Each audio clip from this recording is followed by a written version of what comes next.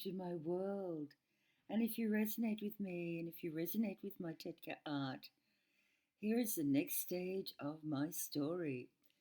And I was 23 at the time. My son was a couple of months old, and I started training Kung Fu. Oh gosh, it was so liberating. And when I first began, I'll always remember I was like a little girl and I'd giggle. If somebody punched at me, I'd giggle. And it's like I soon overcame all that.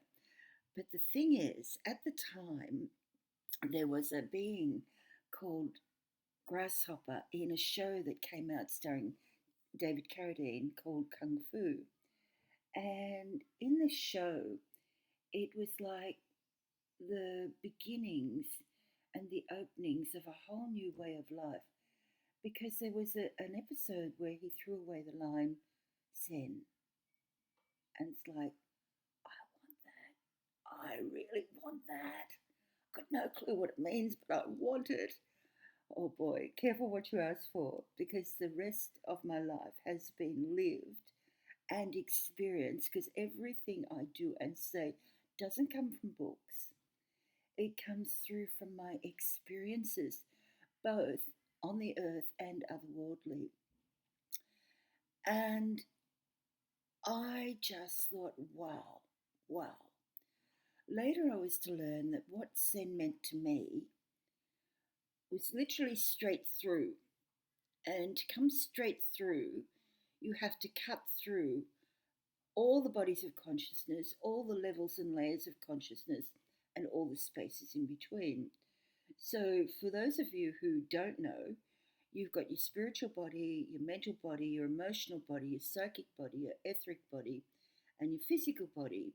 And in between each of those bodies of consciousness, you've got planes of consciousness. And those planes indicate what I've just said. And then you've got 7 layers. And in those layers, you've got to go through, or what I call be initiated into them. And so, when you're in the spiritual body of consciousness, you could feel like you're off with the fairies. And it's it's interesting because then you've got to go through the spaces. And I liken those spaces to the immortal soul body. And as you go through those spaces, it's like everything is in alignment. And there's catalysts or points of references in the physical that indicate that you're into the next point. And so over the years, as I started painting, and I'll go into this more deeply further on, but I literally merged with the consciousness of the subject, and then I asked permission for the consciousness of the subject to merge with me so that we became one, and then I simply asked the energies to flow through me. Well, then today, what happens is that I don't ask, it just is. It just happens. And so over the years, I focused on what I feel I, and I as one with the whole, required. And that was the healing of the emotional body. And that emotional body is so vital to heal because, it affects everything. It really does.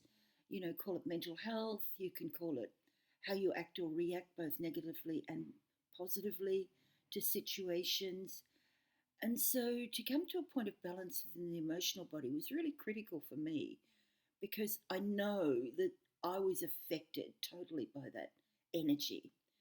And so today, to move into a space where I don't have to worry about thinking about a subject, and as I said, I just do, I just simply paint. And or in the moment I'm doing butterfly goddesses. And so those butterfly goddesses are just, oh my God, they're life changing. Why? Because I've brought everything into the earth, absolutely everything. And to recognize that everything, whether it be in nature, whether it be in spirit, there is a God or goddess that oversees the power of that articulation of vibrations that that energy represents. Oh, Boy, am I grateful. Am I grateful to have taken what has been a long journey over 50 years to be who I am today because, it takes courage, but, it is so worth it. It is so worth it to be able to stand in truth and dignity and to value, and know that what you offer is empowering and does power people's lives. And so, to next time, when I talk about my foray into being an entrepreneur, I got to say, take heart because you will stand in your pot of gold at the end of the rainbow.